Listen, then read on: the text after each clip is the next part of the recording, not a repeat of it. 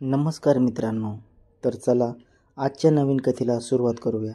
आजची कथा पूर्णपणे नक्की बघा, तेव्हाच तुमच्या मनाला ती कथा स्पर्श करेल. तर चला करूया सुरुवात. 12वी पास झाल्यावर सायलीने दुसऱ्या कॉलेजला प्रवेश घेतला. नवीन कॉलेज, नवीन वातावरण, नवीन मित्रमैत्रिणी. सायली खूप खुश होती. आधीच्या कॉलेजपेक्षा तिला हे कॉलेज खूप आवडलं होतं. कॉलेजमध्ये प्रवेश करताच दोन्ही बाजूने झाडाच्या रांगा लागूनच असलेले मोठं पटांगण, कॅन्टीन, लायब्ररी, इतर ॲक्टिव्हिटीसाठी असलेला मोठा हॉल, 2 बिल्डिंगमध्ये असलेला स्टेज जिथे डान्स किंवा इतर प्रोग्राम होत असत. सर्व काही तिच्या मनासारखं होतं. सायलीचं कॉलेज सुरू झालं. नवीन असल्याने ती जास्त कोणाशी बोलत नसे. तसा तिचा स्वभाव बोलका नव्हता. जेवढ्यात तेवढं बोलायचं, लेक्चर अटेंड करायचे, ब्रेकमध्ये कॅन्टीनमध्ये जायचं, असाच तिचा दिनक्रम असायचा. त्यामुळे कॉलेज सुरू होऊन 1 महिना झाला तरी तिच्या कोणी मैत्रीण झाल्या नव्हत्या. ऑगस्ट महिन्याच्या पहिल्या आठवड्यात फ्रेंडशिप डे साजरा होणार असल्याची नोटीस लावली होती. एव्हाना सगळ्यांची एकमेकांशी ओळख झाली होती. काहींची मैत्री ही झाली होती. फ्रेंडशिप डे तर एक निमित्त होतं. दुसऱ्या दिवशी सायली छान तयार झाली. येल्लो कलरचा टॉप, डार्क ब्ल्यू कलरची जीन्स, कानात ऑक्सिडचे कानातले, हातात ब्रेसलेट, कमरेपर्यंत मोकळे सोडलेले सोनेरी केस, हलकीशी लिपस्टिक. अगदी साधी तरी पण सुंदर आणि आकर्षक दिसत होती. सायली कोणालाही भुरळ पाडेल असे व्यक्तिमत्व होते तिचे. सकाळी सकाळी काही खायला होत नाही म्हणून एक फ्रूट खाऊन सायली निघाली. आज फ्रेंडशिप डे साजरा होणार म्हणजे काय प्रोग्राम वगैरे असेल का याचा विचार करत ती निघाली. कारण तिच्या जुन्या कॉलेजमध्ये फक्त एकमेकांना फ्रेंडशिप बँड बांधायचं आणि झालं एवढंच होतं. आता बघू इथे कसं करणार सेलिब्रेट ते. सायलीने आदल्या दिवशीच फ्रेंडशिप बँड विकत घेतले होते. कोणी आपल्याला बांधतील तर आपल्याकडे पण असायला हवी. आणि एक छानसा फ्रेंडशिप बँड मोहिनीसाठी. मोहिनी वर्गात तिच्या शेजारी बसायची. अगदी घट्ट मैत्री नाही पण छान जमायचं दोघींचं. मोहिनी अभ्यासात जेमतेम होती. काही अडलं तर ती सायलीला विचारायची. एकदा मोहिनीचा फोन बंद झाला होता आणि तिला घरी फोन करून सांगायचं होतं की एक्स्ट्रा लेक्चर आहे म्हणून. तिने सायलीच्या फोनवरून आईला कॉल केला होता. पण खरं तर तिला तिच्या बॉयफ्रेंडसोबत फिरायला जायचं होतं म्हणून तिने घरी खोटं सांगितलं होतं. हे सायलीच्या लक्षात आलं होतं. पण आपण कशाला कोणाच्या वैयक्तिक आयुष्यात इंटरफेअर करायचं म्हणून ती जास्त काही बोलली नाही. तेव्हापासून त्यांची ओळख झाली आणि हळूहळू मैत्री. मोहिनी आणि सायली सोबतच लायब्ररीत, कॅन्टीनमध्ये जायच्या. पण दोघी सोबत असूनही मोहिनीचा फोन मात्र कायम सुरू असायचा. फोन आला की मोहिनी सायलीला पण विसरून जायची. ती सोबत आहे त्याचे देखील तिला भान नसायचे. सुरुवातीला सायलीला काही नाही वाटायचे. मग नंतर सायली वैतागायला लागली. तिचा फोन आला की सायली काहीतरी कारण सांगून बाजूला व्हायची. नव्या कॉलेजमध्ये ती एकुलती एक मैत्रीण होती. फ्रेंडशिप डे नंतर 1 महिन्याने सायलीची मितालीशी ओळख झाली. मोहिनीच्या या वागण्यामुळे सायलीला खूप एकटं वाटायचं. एकटीच लायब्ररीत जायची. एकदा सायली अभ्यास करण्यासाठी लायब्ररीत गेली होती. तिची शेजारी एक मुलगी येऊन बसली. ती आली तसा परफ्यूमचा भपका आला. सायलीने चोर नजरेने तिच्याकडे पाहिले. सिनेमातील नटी शोभावी अशी दिसत होती ती. तिच्या चेहऱ्यावरून आणि कपड्यावरून ती उच्च भ्रूघरातील वाटत होती. थोडी गर्विष्ठ वाटत होती. मुलगी, एक्सक्यूज मी. सायली, यस. मुलगी, do you have a extra pen. Sayali, yes I have. सायलीने पेन दिला. मुलगी, थँक्स डिअर. दोघी बराच वेळ शेजारी बसल्या होत्या पण दोघी एकमेकांशी एक शब्दही बोलल्या नाहीत. सायलीच्या पुढच्या लेक्चरची वेळ झाली आणि ती उठून निघून गेली. कॉलेज सुटल्यानंतर सायलीला तीच मुलगी कॉलेजच्या बाहेर दिसली. तिचं लक्ष नव्हतं. सायलीनेच तिला स्माईल दिली. तेव्हा ती मुलगी सायलीच्या दिशेने येऊ लागली. मुलगी, hi, I am a Mittal Sarpotdar. Sayali, hi, I am a Sayali Naik. मुलगी, सकाळी तुझा पेन द्यायला विसरले, सॉरी हां. सायली, इट्स ओके, माझ्याही लक्षात नव्हतं. मिताली, चल बाय, उद्या भेटू. By the way which class. Sayali, FYB com, A division. Mitali, me too but B division. Sayali, nice to meet you. Mitali, same here. दोघींनी हात मिळवले. अशी सायलीची मितालीशी ओळख झाली. मिताली अभ्यासात जेमतेम दिसायला सुंदर, तिला मॉडेलिंगच्या क्षेत्रात करिअर करायचं होतं. म्हणून ती स्वतःचं राहणीमान, वागणं बोलणं चांगलं ठेवायची. फॅशनेबल कपडे घालणं, केसांची ठेवण, नेहमी मेकअपमध्ये असायची. कॉलेजमधली बरीच मुलं तिच्या मागे होती, पण ती कोणाला भाव द्यायची नाही. तिला फक्त तिचं धैर्य गाठायचं होतं. सायलीने मोहिनीची मितालीशी ओळख करून दिली. हळूहळू त्या तिघी चांगल्या मैत्रिणी बनल्या. मितालीच्या वर्गात तिच्या बाजूला केतकी बसायची. तिला केतकी अजिबात आवडायची नाही, पण अभ्यासात मदत करायची म्हणून मिताली तिच्यासोबत बोलायची. केतकी तिच्या स्वभावाचा कोणालाच धाक पत्ता नसायचा. कधी तोंड भरून बोलायची, तर कधी इतकी शांत असायची, सोबत आहे की नाही हे सुद्धा जाणवायचे नाही. अभ्यासात हुशार होती. मितालीने तिला देखील आपल्या ग्रुपमध्ये घेतलं. अशा प्रकारे सायली, मोहिनी, मिताली आणि केतकी या सगळ्याजणी एकमेकींच्या मैत्रिणी झाल्या. 4 जणी, 4 वेगवेगळ्या स्वभावाच्या, पण तरीही त्यांची मैत्री होती. कुठेही गेल्या तरी एकत्र असायच्या सगळ्या जणी. असल्या तरी मोहिनीचा फोन मात्र सतत चालू असायचा. कधी कॉल तर कधी मेसेजेस. तिघींना खूप आश्चर्य वाटायचे. एवढं बोलत तरी काय असतात हे दोघं.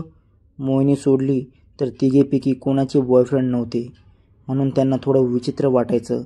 मोहिनी स्वभावाने खूप चांगली होती, पण दिसायला ठीकठाक, उंचीने कमी, सावळी आणि थोडी स्थूल होती.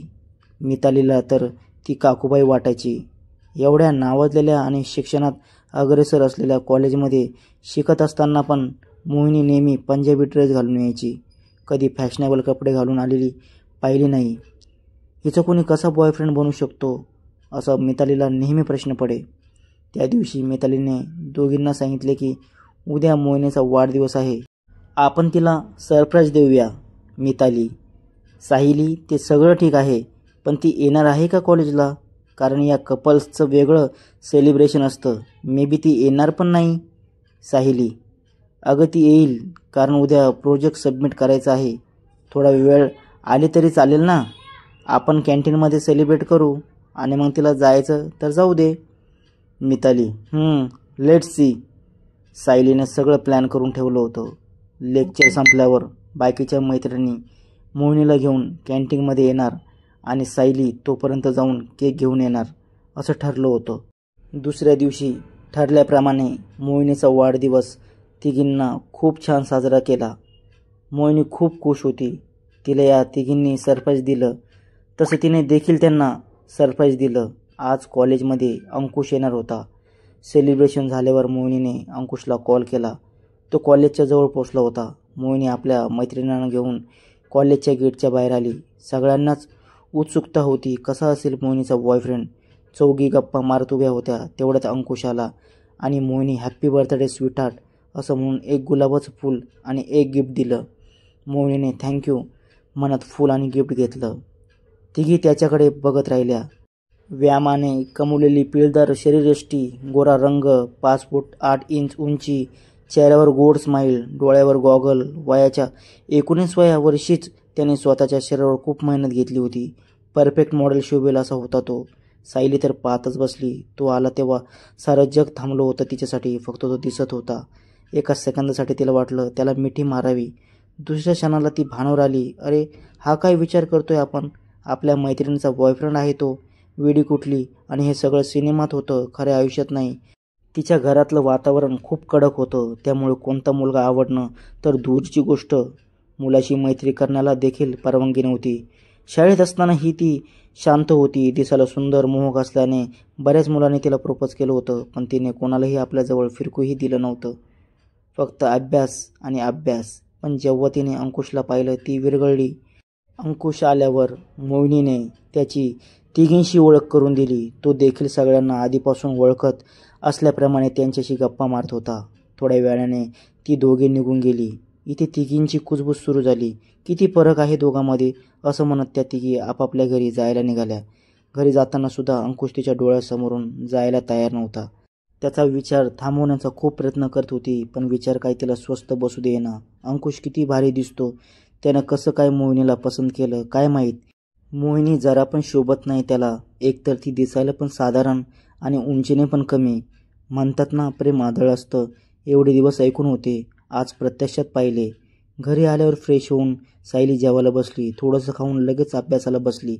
अभ्यास करताना पुस्तक तर डोळ्यासमोर होतं, पण मन मात्र अजूनही अंकुशभोवती पिंगा घालत होतं. त्याचं व्यक्तिमत्वच असं होतं की कोणालाही तो आवडावा. विचार करत असतानाच तिने डोक्याला चापट मारली आणि बस झालं आता, नको त्याचा विचार करू. तिचं मन काही पुस्तकात लागत नव्हतं. मग तिने पुस्तक बंद केलं आणि झोपी गेली. दिवसामागून दिवस चालले होते. अंकुश मोहिनीला भेटायला अधूनमधून कॉलेजमध्ये येत असे. तिघींशी आता त्याची चांगली मैत्री झाली होती. कधी ते सर्वजण एकत्र फिरायला जात असत. अंकुश खूप मनमोकळ्या स्वभावाचा होता, त्यामुळे या तिघींना कधी ऑकवर्ड वाटलं नाही. सायलीच्या मनात त्याने कधी घर केलं हे तिला देखील कळलं नाही.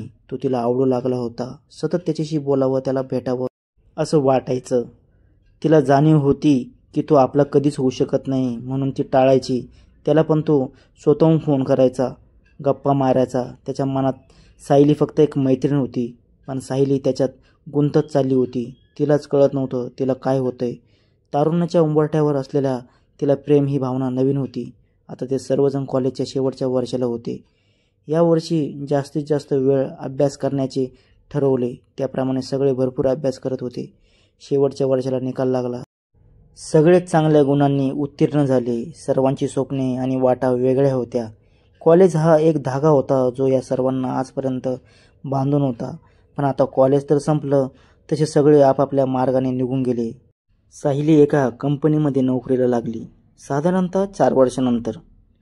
सकाळी सायली ऑफिसमध्ये आली तेव्हा तिला कळलं की आज एका डिपार्टमेंटमध्ये इंटरव्ह्यू आहेत. इंटरव्ह्यू देऊन बाहेर पडणाऱ्या त्या व्यक्तीकडे सायलीचं सहज लक्ष गेलं. त्या व्यक्तीला पाहून तिला खूप आनंद झाला. ती धावतच त्याच्याकडे गेली. अंकुश. आज इतक्या दिवसांनी ती अंकुशला बघत होती. तिच्या डोळ्यासमोर कॉलेजचा तो दिवस आला, ज्या दिवशी तिने पहिल्यांदा त्याला पाहिलं होतं. आजही तसाच होता तो, फक्त चष्मा लागला होता. Sayali, what a pleasant surprise. कसा आहेस? आणि मोहिनी कशी आहे? आता तर लग्न झालं असेल ना तुमचं? अंकुश, मी एकदम मजेत. तू कशी आहेस? सायली, मी एकदम मजेत. बाकी अजून काय चाललंय? अंकुश, सायली, आपण नंतर बोलूया का? मी जरा घाईत आहे. असं बोलून तो निघून गेला. सायलीला आश्चर्य वाटलं. हा तोच अंकुश आहे का, जो नेहमी आपल्याला कॉल करायचा, मेसेज पाठवायचा, छान मनमोकळ्या गप्पा मारायचा? असा काय वागला हा? नीट बोलला पण नाही आणि विचारलं तर त्याचं उत्तरही दिलं नाही. माणसं इतकी कशी बदलतात असा विचार करत ती तिच्या डेस्कपर्यंत आली. ऑफिस सुटल्यानंतरही घरी जाताना तिच्या मनातून काही केला त्याचा विचार जाईना. तिला कॉलेजचे दिवस आठवले. किती गप्पा मारायचो आम्ही, खूप चांगले मित्र झालो होतो. आणि आज आम्ही इतक्या वर्षांनी भेटलो तरी याला ना आनंद झाला ना माझ्याशी नीट बोलला. घरी गेल्यावरही त्याचाच विचार करत होती. कदाचित इंटरव्ह्यूच्या टेन्शनमध्ये असेल, उद्या येईलच ना ऑफिसमध्ये असं समजून तिने त्याचा विचार सोडून दिला. दुसऱ्या दिवसापासून अंकुशने ऑफिस जॉईन केलं. सायलीच्या शेजारच्या डेस्कवर त्याला जागा देण्यात आली. काम सांगण्यात आले. अंकुश सकाळी लवकरच ऑफिसला आला. सायलीने आल्यावर त्याला पाहिलं आणि खूप खुश झाली. तिने त्याला गुड मॉर्निंग विश केलं. अंकुशने पण तिला गुड मॉर्निंग म्हटलं आणि तो कम्प्युटरमध्ये डोकं घालून बसला. आता मात्र सायलीला त्याचा राग आला. एवढा कसला ॲटिट्यूड आहे? अनोळखी असल्यासारखं का वागतोय? काय बिनसलं आहे कोणास ठाऊक. जाऊ दे, आता मी नाही बोलणार त्याला. बोलायचं असेल तेव्हा बोलेल असं म्हणून तिने यापुढे अंकुशशी स्वतःहून न बोलण्याचा निर्णय घेतला. अंकुशला जॉईन होऊन 15 दिवस झाले होते, तरी म्हणावं तसं अंकुश आणि सायलीचं एकमेकांशी बोलणं झालं नव्हतं. एकदा अंकुशला एका फाईल संदर्भात सायलीशी बोलणे गरजेचे होते. नाईलाजाने त्याला सायलीशी बोलावं लागलं. सुरुवातीला तर सायलीने दुर्लक्ष केलं, पण ऑफिसच्या कामासंदर्भात होतं म्हणून तिला त्याच्याशी बोलावं लागलं. ती त्या संदर्भात त्याच्याशी बोलली आणि परत कॅम्प्युटरमध्ये डोकं घालून बसली. 2 दिवसांनी अंकुश पुन्हा स्वतःहून सायलीशी बोलायला गेला, पण तिने त्याच्याकडे दुर्लक्ष केलं. आता आठवण आली का माझी? सायली पुटपुटली. अंकुशला आता कळलं होतं की सायली आपल्यावर रागावली आहे. खरं तर त्याला तिच्याशी बोलायचं होतं, पण ऑफिसमध्ये जॉईन झाल्यापासून तो तिला टाळत होता. कॉलेजपासूनची मैत्री असूनही अंकुश तिच्याशी परक्यासारखं वागला. याच गोष्टीचा राग सायलीच्या मनात होता आणि हे अंकुशला कळलं होतं. एके दिवशी ऑफिस सुटल्यावर गेटच्या बाहेर अंकुश सायलीची वाट बघत उभा राहिला. सायली गेटमधून बाहेर पडली. तीच अंकुशकडे लक्ष गेलं, पण तिने जाणून बुजून बघून न बघल्यासारखं केलं आणि ती चालू लागली. तेवढ्यात सायली अंकुशने सायलीला हाक मारली. सायलीची पावले थांबली. तसा अंकुश ती समोर येऊन उभा राहिला. मला तुझ्याशी बोलायचं. अंकुश अगतिक होऊन बोलत होता. बोला. सायली चेहऱ्यावर काहीच भाव न आणता बोलली. इथे नको, समोरच्या रेस्टॉरंटमध्ये जाऊन बसून बोलूया. अंकुश रेस्टॉरंटमध्ये गेल्यावर बराच वेळ दोघे फक्त बसून होते. मग सायलीनेच बोलायला सुरुवात केली. मला वाटतं तुला काहीतरी बोलायचं होतं म्हणून आपण इथे आलोय. मग बोलत का नाही आहेस? का माझा आणि स्वतःचा वेळ का वाया घालवतोयस? सायली खूप रागात बोलली होती. सायलीचे रागावणे बघून अंकुशने बोलायला सुरुवात केली. त्या दिवशी इंटरव्ह्यूला आलो तेव्हा थोडा टेन्शनमध्ये होतो आणि तू अचानक समोर आलीस इतक्या वर्षांनी. खरं तर मला खूप आनंद झाला होता. मी बोलणार होतो तुझ्याशी, पण तू मोहिनीचा विषय काढलास आणि मी नाही काही बोलू शकलो नाही. अंकुशने आवडा गिळला. म्हणजे सायली प्रश्नार्थक नजरेने अंकुशकडे बघत होती. माझं लग्न झालंय, पण मोहिनीशी नाही, अंकुश म्हणाला. अरे देवा, तुमचं ब्रेकअप झालं की काय? सायली म्हणाली.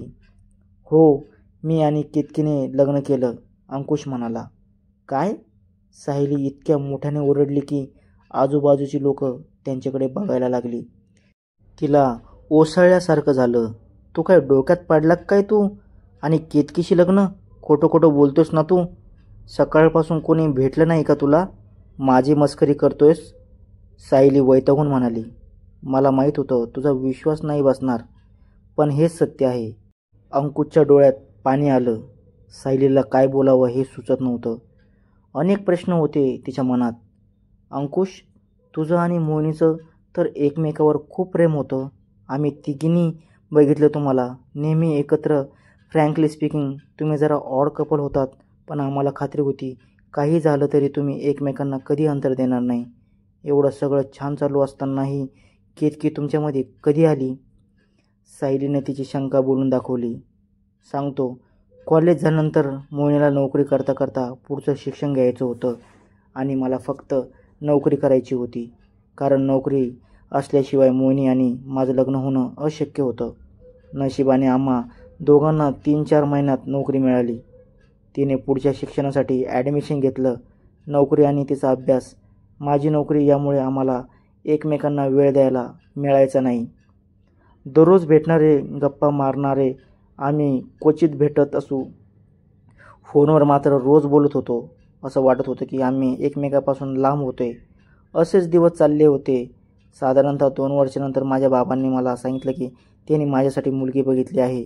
मी घाबरलो. माझं मोहिनीवर प्रेम होतं हे मला घरच्यांना सांगावं लागलं. तिला घेऊन मी घरी आलो. सगळ्यांना भेटवलं. माझ्या घरच्यांनी आमचं नातं स्वीकारलं नाही. एकमेकावर जीवापाड प्रेम करणारे आम्ही पळून जाऊन लग्न करण्याचा विचार केला. आम्ही जाणार त्या दिवशी माझ्या आईची तब्येत अचानक बिघडली. त्यांना हार्ट अटॅक आला. आम्हाला आमचा प्लॅन कॅन्सल करावा लागला. आई ॲडमिट असताना तिने माझ्याकडून वचन घेतलं की त्यांनी माझ्यासाठी निवडलेल्या मुलीशी लग्न करावं. माझा नाईलाज होता. माझ्या निर्णयावर त्यांचं आयुष्य अवलंबून होतं. भावनेच्या भरात मी त्यांना वचन दिलं. 5-6 दिवसांनी आईला घरी आणलं.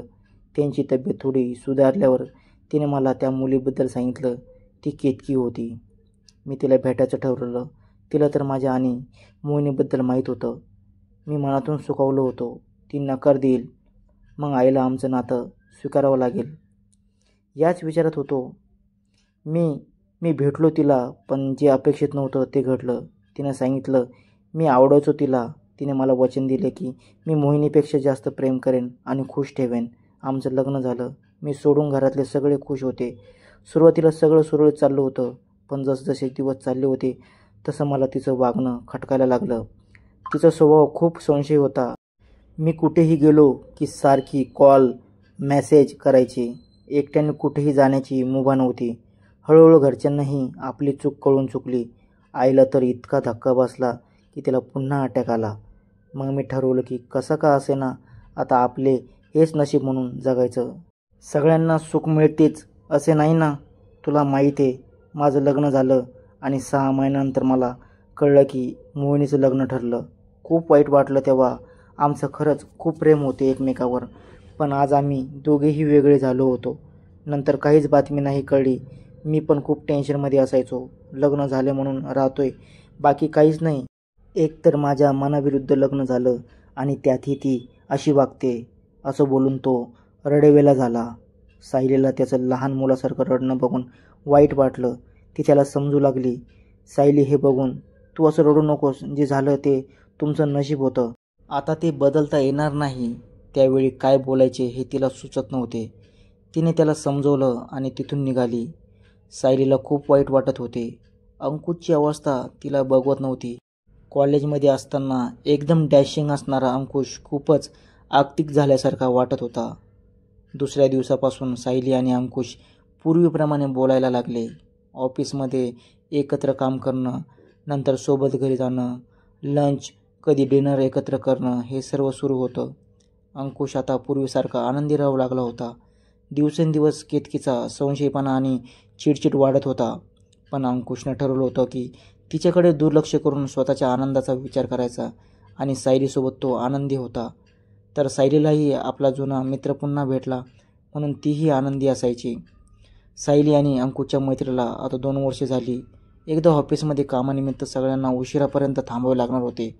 अंकुश सोबत होता म्हणून सायली निर्धास्त होती. तो तिला घरी सोडायला येईल असे त्याने तिला सांगितले होते. सगळ्यांची कामे संपेपर्यंत रात्रीचे 9 वाजले. कामात सगळे इतके गुंतून गेले की वेळेचा पत्ताच लागला नाही. ऑफिसमधले एक जण आता निघायला लागले. सायली अंकुशला म्हणाली की आता आपण पण निघायला हवं. अंकुशने फक्त 15 मिनिट थांब असा हाताने इशारा केला. सायली पण होकारार्थी मान हलवून तिची वाट बघू लागली. थोड्या वेळाने दोघे निघाले. अंकुश आणि सायली दोघे बाईकवर बसले. काही अंतर गेल्यावर अंकुशला कॉल आला. त्याने बाईक रस्त्याच्या कडेला लावली आणि कॉल पाहिला. केतकीचा कॉल होता. ती खूप रागावली होती. आधीच ती संशय घेत होती आणि आज तर अंकुशने तिचे एकही कॉल घेतला नाही. खूप बडबडली त्याला. तसा अंकुशचा चेहरा पडला. मागे बसलेली सायली बाईकवरून उतरली. अंकुशला पाहून तिला खूप वाईट वाटले. अंकुश पण बाईकवरून उतरला. जवळच एक कट्टा होता. तिथं जाऊन उभा राहिला. अमावस्याचा चंद्र आकाशात चमकत होता. तो कट्ट्याजवळ उभा राहून चंद्राकडे एकटा बघत होता. सायलीने थोडं पुढे जाऊन त्याच्या खांद्यावर हात ठेवला. तशा अंकुशने सायलीला घट्ट मिठी मारली.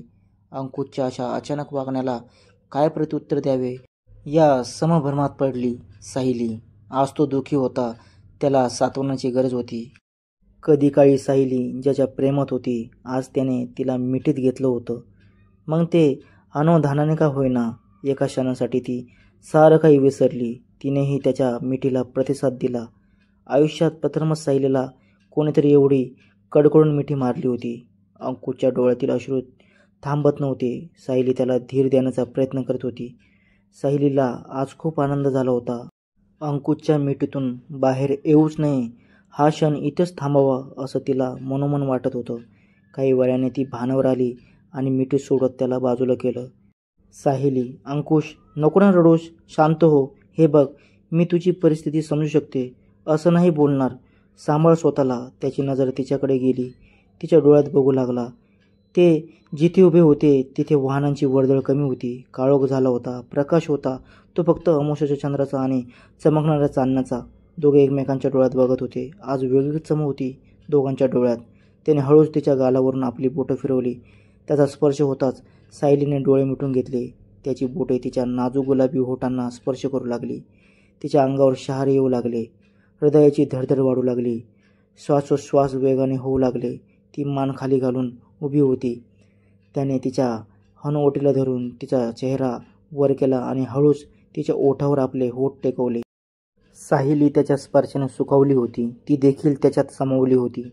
दोघांचे उष्ण श्वास एकमेकात गुंतले होते. नभीचा चंद्र जणू दोघांकडे पाहत होता. काही सेकंदच सायलीला भान आलं. आपण हे काय करतो या जाणीवेने ती अंकुशपासून दूर झाली. तिला स्वतःचीच लाज वाटू लागली. अंकुशचे लग्न झाले आणि आपण हे काय करून बसलो म्हणून किळस वाटू लागली. अंकुश, सायली, तुझा सहवास हवा असं वाटतं मला. 2 वर्षामध्ये आपण खूप जवळ आलो ना गं. आपण किती समजूतदार आहेस तू, प्रेमळ आहेस तू. का नाही आलीस माझ्या आयुष्यात आधी, मोहिनीच्या पण आधी. सायलीला काय बोलावं तेच सुचत नव्हतं. ती फक्त त्याच्याकडे पाहत होती. तिच्या डोळ्यात पाणी आलं. तिला काही बोलता येत नव्हतं. ती अंकुशपासून लांब जाऊ लागली. तसं त्याने तिला स्वतःकडे ओढलं. अंकुश, सायली, नको ना लांब जाऊस माझ्यापासून, प्लीज. आयुष्यात सगळं मिळालं ग, पण खरं प्रेम नशिबातच नाही आहे माझ्या. तू करशील का माझ्यावर प्रेम? सायली, तू वेडा झाला आहेस का? तुझं लग्न झालंय, लाज कशी वाटत नाही तुला हे विचारायला? सायली रागाने बोलली. अंकुश, लग्न काही नाही आहे. त्या लग्नात बाबांना दिलेल्या वचनाचं ओझं घेऊन वावरतोय मी. इतकी वर्ष नवरा बायकोसारखं नातं नाही आहे आमच्यात.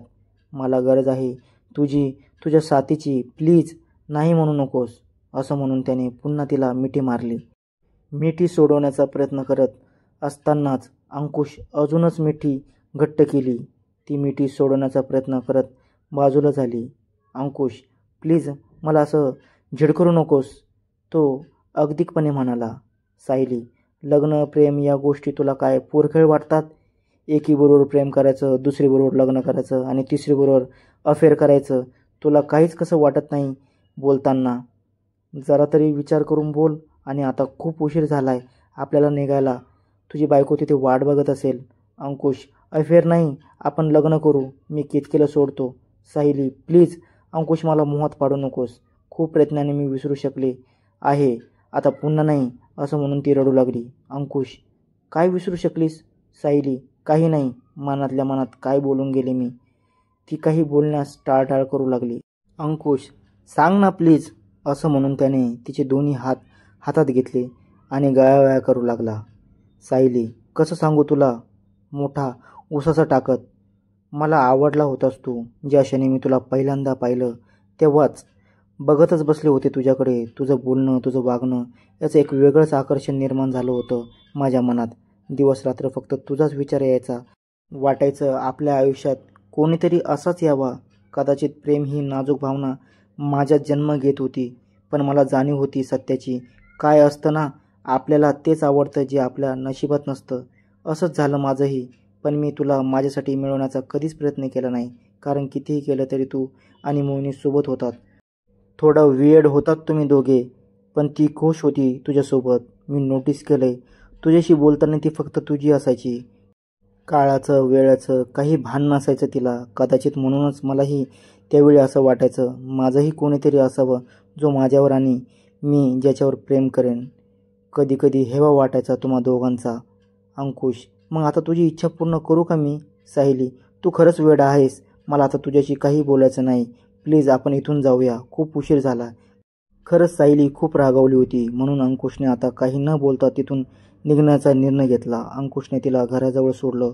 मागे वळून न बघता सायली तशीच तावातावाने घरी निघून गेली. तिला भूकच नव्हती, म्हणून ती सरळ जाऊन झोपली. झोपच येत नव्हती. डोळ्यासमोर फक्त त्याचा चेहरा, त्याचे डोळे आणि त्याचा स्पर्श. आज इतक्या वर्षांनी त्याचा स्पर्श झाला होता तिला. ती विचार करत बसली होती, कसं रिॲक्ट करू माझं पहिले प्रेम माझ्या आयुष्यात परत येऊ पाहतंय याचा आनंद व्यक्त करू, की ते प्रेम दुसऱ्याचं आहे आणि त्याला सोडून त्याचा संसार मोडून माझ्याकडे येत आहे याचं दुःख व्यक्त करू. खूप कठीण हे सगळं स्वीकारणं.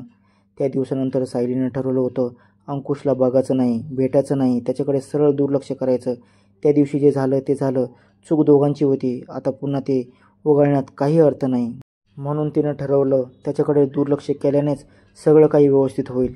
दिवसामागून दिवस जात होते. अंकुशला तिच्या वागण्यातला फरक कळत होता. सायली त्याच्याशी बोलत नव्हती, त्यामुळे तो अस्वस्थ होता. घरी केतकी त्रास देत होती आणि ऑफिसमध्ये सायलीच्या मनाचा काही धाकपत्ता लागत नव्हता. त्याला कळून चुकलं होतं की आपल्या वागण्यामुळे सायली दुखावली आहे. कदाचित त्याच्यामुळे ती आपल्यापासून दूरही जाईल, म्हणून त्याने तिला तिची माफी मागायचं ठरवलं. ऑफिसमध्ये तो तिच्याशी बोलायचा प्रयत्न करायचा, पण सायली त्याच्याकडे दुर्लक्ष करायची. मग अंकुश तिला कॉल करायचा, ती त्याचा फोनही घ्यायची नाही. 20 दिवसानंतर त्या दिवशी अंकुश ऑफिसला आला नाही. सायलीच्या हे लक्षात आलं तेव्हा ती काळजीत पडली. काय झालं असेल? तिचं कामात लक्ष लागत नव्हते. दोघांचं भांडण तर झालं नसेल ना? तो आजारी तर नसेल ना? या विचारात तिचा संपूर्ण दिवस गेला. गेल्या काही दिवसात तिने त्याला पूर्णपणे टाळलं होतं, पण आज तो दिसला नाही तर ती अस्वस्थ झाली. हे काय होते मला? अंकुशचा विचार का करते मी? मला नको ना फरक पडायला. तो येवो नाहीतर न येवो, मला काय त्याचं? सायली मनातल्या मनात बोलत होती. आज तिच्या डिपार्टमेंटमध्ये नीरज नवीन जॉईन झाला होता. टीम लीडरने सगळ्याची त्याची ओळख करून दिली आणि सगळे आपापल्या कामाला लागले. जेवणाच्या वेळेत नीरज साहिलीशी स्वतःहून बोलायला आला. दोघांनी एकत्र लंच केला. सकाळपासून अस्वस्थ असलेली साहिली नीरजशी मोकळेपणानं बोलत होती. थोड्या वेळासाठी का होईना अंकुशचा विचार तिच्या मनातून निघाला होता. नीरज होताच तसा, उंच गोरा, मनमोहक हास्य, कोणालाही आपलंसं करेल असं लागवी बोलणं. दुसऱ्या दिवशी अंकुश लिफ्टजवळ उभा राहून साहिलीची वाट पाहत होता. ती त्याला जाणूनबुजून टाळत होती हे त्याच्या लक्षात आलं होतं.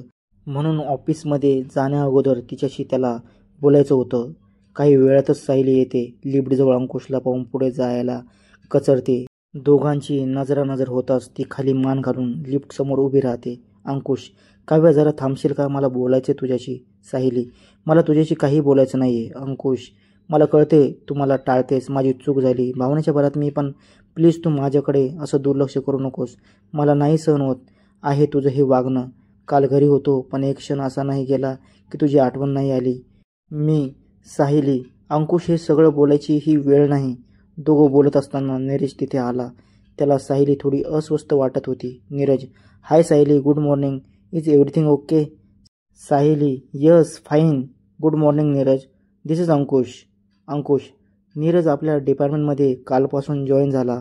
साहिलने दोघांची एकमेकांना ओळख करून दिली. दोघांनी हात मिळवले. तेवढ्यात लिफ्ट आली. साहिली लिफ्टमध्ये जाणार इतक्यात अंकुशने तिला ओढलं आणि आपण स्टेपने जाऊ असं म्हणत तिला घेऊन गेला. नीरज शांतपणे लिफ्टमधून गेला. 4थ्या मजल्यावर कोणी नाही असं पाहून एका कोपऱ्यात तिला घेऊन गेला. ती दचकते. ऑफिस असल्यामुळे ती ओढूही शकत नव्हती. साहिली, तुला काय वेड लागलंय का? इथे का घेऊन आला आहेस मला? अंकुश, इथे कोणी नाही म्हणून, असं म्हणून तो तिचे दोन्ही हात पकडून तिला मिठी मारण्याचा प्रयत्न करतो. मला बोलायचं तुझ्याशी. साहिली त्याला दूर करण्याचा प्रयत्न करत, सोड मला. झालं ना आता बोलून? अजून काय बोलायचं आणि काय घाई आहे तुला बोलायची? ऑफिस सुटल्यानंतर बोललो नसतो का? प्लीज अंकुश, सोड मला. त्याचा हात सोडून जाण्याचा प्रयत्न करते पण तो तिचा हात पकडून ठेवतो. अंकुश, साहिली प्लीज, मला झिडकारू जाऊ नकोस. साहिली, संध्याकाळी बोलू प्लीज, आता मला जाऊ दे. ती जायला निघताच तो तिला जवळ ओढतो. पुन्हा तिच्या चेहऱ्यावरून हात फिरवण्याचा प्रयत्न करतो. तिच्या केसावरून हात फिरवतो. कसंबसं ती स्वतःला सोडून तिथून निघते. साहिली डेस्कवर येते. तिचं कामात लक्ष लागत नव्हतं. तिला सतत त्याचा स्पर्श तिचा जाणवत होता. ती गुंतत चालली होती त्याच्यामध्ये. जेवढा त्याचा विचार करायचा टाळत होती तेवढं तो जवळ येण्याचा प्रयत्न करत होता. ऑफिसमध्ये असताना सतत तो तिला मेसेज करायचा. त्याचं तिच्यावर किती प्रेम आहे याची जाणीव करून द्यायचा. त्याच्या अशा वागण्यामुळे साहिली खूप डिस्टर्ब असायची. साहिलीच्या चेहऱ्यावरचे हावभाव पाहून नीरजच्या लक्षात आलं होतं की अंकुश आणि साहिलीमध्ये नक्कीच काहीतरी प्रॉब्लेम आहे. तो दोघांनाही विचारू शकत नव्हता. म्हणून आपणच शोधून काढायला हवं असं त्याने विचार केला. तो मुद्दाम साहिलीशी बोलण्याचा, तिच्याशी थट्टामस्करी करण्याचा प्रयत्न करायचा. साहिलीही त्याला प्रतिसाद द्यायची, त्याच्यासोबत लंच करायची. हे सगळं पाहून अंकुशचा जळफळाट व्हायचा. नीरजला हे सगळं कळत ऑफिस सुटल्यानंतर अंकुश साहिलीसोबत येण्याबद्दल विचारतो. साहिलीचे एक मन बोलतं असते की जावं आणि एक मन बोलत असते की जाऊ नये. अंकुश खूपच गायावाया करतो म्हणून ती त्याच्याबरोबर जाते. नीरज त्यांच्यावर पाळत ठेवून असतो. ते दोघे निघतात तसं तो त्याच्या पाठी जातो. पुन्हा अंकुश त्याच ठिकाणी गाडी थांबवतो जिथे काही दिवसापूर्वी ते आले होते. साहिली थोडी घाबरते. साहिली, इथे का गाडी थांबवली? अंकुश, उतर ना, इथे बोलत बसू आपण. साहिली उतरते. अंकुशही उतरतो आणि कट्ट्याजवळ चालण्याबद्दल हाताने खुणावतो. अंकुश, बस ना, असं म्हणत तिचा हात पकडून तिला बसवतो. साहिली, प्लीज माझ्याजवळ येण्याचा प्रयत्न करू नकोस. जे काही बोलायचं ते लांबूनच बोल. अंकुश, साहिली प्लीज मला समजून घे. माझ्या प्रेमाचा स्वीकार कर. साहिली, अंकुश किती समजवू तुला? कळत कसं नाही? मी तुझी फक्त मैत्रीण आहे. तू विवाहित आहेस. कितकीचा तरी विचार कर. अंकुश, आणि माझ्या मनाचं काय? माझा विचार करते का? ना कार्तिकी ना तू. त्या दिवशी जे काही झालं ते तुला आवडलं नाही का? आणि तुझं तर प्रेम होतं ना माझ्यावर. मी तुझं पहिले प्रेम आहे. सांग मला, मी तुला जवळ घेतल्यावर, तुला मिठीत घेतल्यावर शहारे नाही का येत? आपलं पहिलं किस आठव, किती रमली होतीस तू. माझ्या डोळ्यात बघ आणि सांग. साहिली, अंकुश काय करू मी? नाही राहू शकत तुझ्याशिवाय. वेड लागले मला. मला माहीत आहे हे चुकीचं आहे. आपलं नातं, आपलं प्रेम सगळं चुकीचं आहे. कसं दूर ठेवू स्वतःला तुझ्यापासून.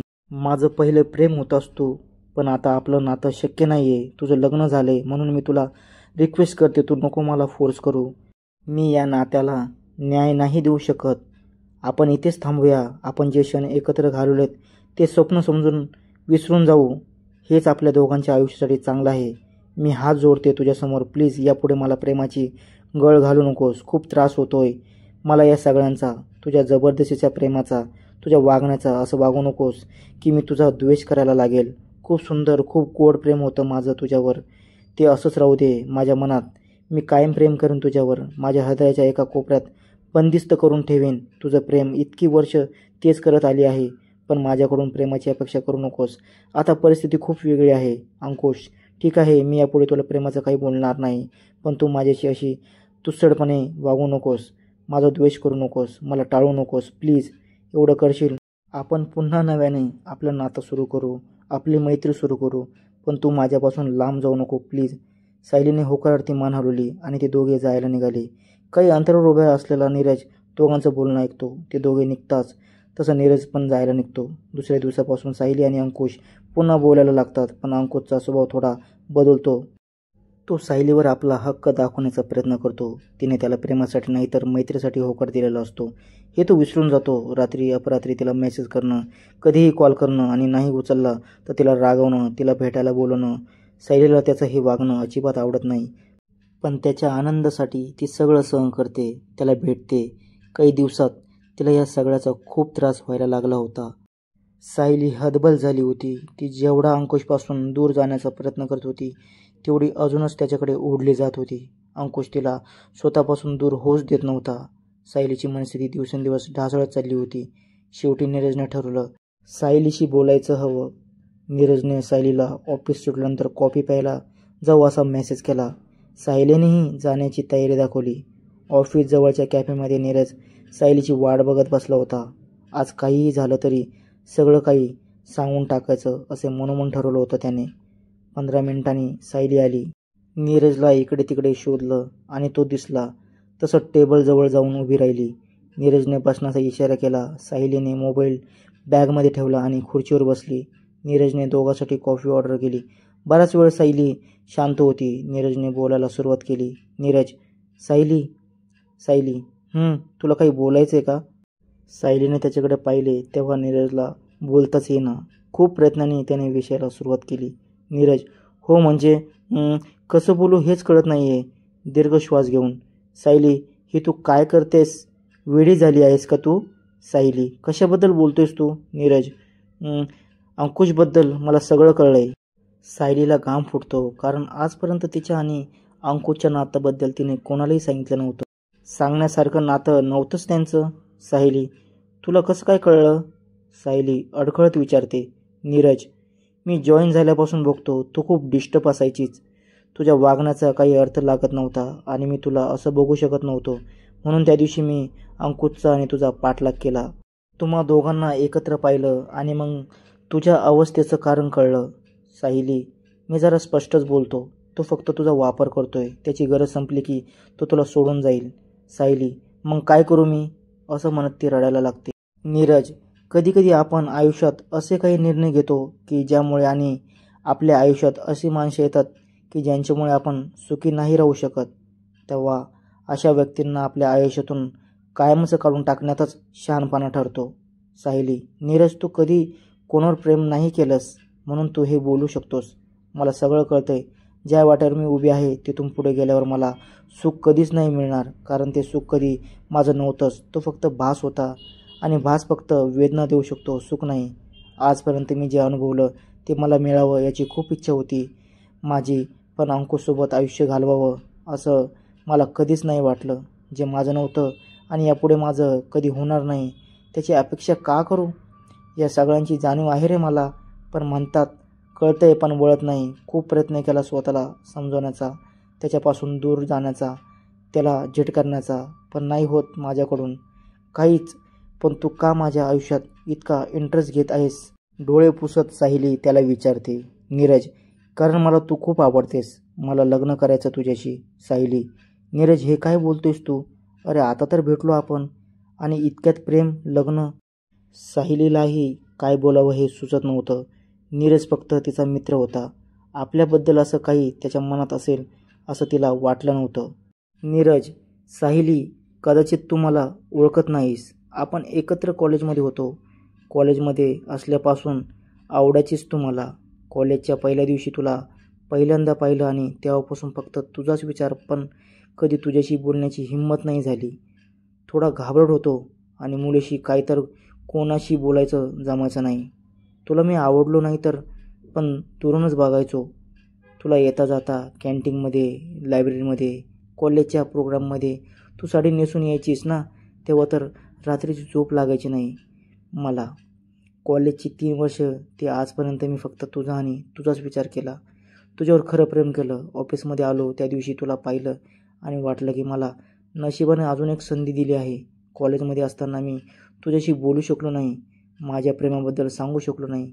म्हणून जॉईन झाल्याबरोबर मी स्वतःहून तुझ्याशी बोलायला आलो. बऱ्याचदा प्रयत्न केला तुला माझ्या मनातलं सांगायचा, पण तू कोणत्या तरी दडपणाखाली वाटायचीस. सायली, नीरज, मला वाटलंही नव्हतं माझ्यावर कोणी इतक्या वर्षापासून प्रेम करतंय. प्रेम किती सुंदर भावना आहे ना, पण याच प्रेमाने आता माझं जगणं कठीण करून ठेवलं. हेल्पलेस झाल्यासारखं वाटतंय मला. काहीच निर्णय घेता येत नाही आहेत. माझं खूप प्रेम आहे त्याच्यावर.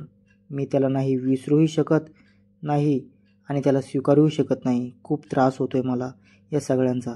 नीरज, सायली, मी तुला असं नाही बघू शकत ग. माझी फक्त एकच इच्छा आहे की तू आनंदात राहावंस. हे बघ, मी तुला जबरदस्ती नाही करणार की तू मला होकार द्यावं, पण त्या अंकुशचा विचार तू मनातून काढून टाक प्लीज. नेहमीच तुम्ही सोबत असाल याची शाश्वती आहे का? त्याच्यासाठी तू नेहमीच दुसरी स्त्री असेल. तो त्याच्या बायकोला तर कधी सोडणार नाही आणि तो तुझ्याशी कधी लग्न करणार नाही. काय करणार आहेस मग? आयुष्यभर त्याची दुसरी स्त्री म्हणून राहणार आहेस? एवढं लक्षात ठेव, तो तुला कधीच बायकोचं स्थान देणार नाही. मी जरा स्पष्टपणेच बोललो. माझ्या बोलण्याचा तू थोडा तरी विचार करावा असं वाटतं मला. जो काही निर्णय घ्यायचा तो तुला घ्यायचा. शेवटी आयुष्य तुझं आहे असं बोलून तो निघून जातो. तो गेल्यानंतर सायली त्याच्या बोलण्याचा विचार करते. नीरज जे बोलला ते खरंच आहे. दुसऱ्याचा संसार मोडून मला माझा संसार करायचा नाही आहे. मला या सर्वातून बाहेर पडायला हवं. मान्य आहे मला की माझं प्रेम होतं या अंकुशवर, पण जर का प्रेम इतका त्रास देत असेल तर मला नको असलं प्रेम. 5-6 दिवसांनी ऑफिसमध्ये गेल्यावर सायली मानेशी काहीतरी ठरवते आणि नीरजला मेसेज करते की आपण संध्याकाळी कॉफी प्यायला जाऊ, मला बोलायचं तुझ्याशी. ती पुन्हा अंकुशला टाळते, कारण त्याच्याशी बोलली तर ती पुन्हा अस्वस्थ होते. त्याचा विचार करणं बंद करून ती कामाकडे लक्ष देते, आनंदी राहण्याचा प्रयत्न करते. संध्याकाळी सायली सर्वात आधी निघते आणि कॉफी शॉपमध्ये जाते. नीरजही येतो. तो थोडा टेन्शनमध्ये असतो. काय बोलायचं असेल सायलीला याच विचारात येऊन तिच्यासमोर बसतो.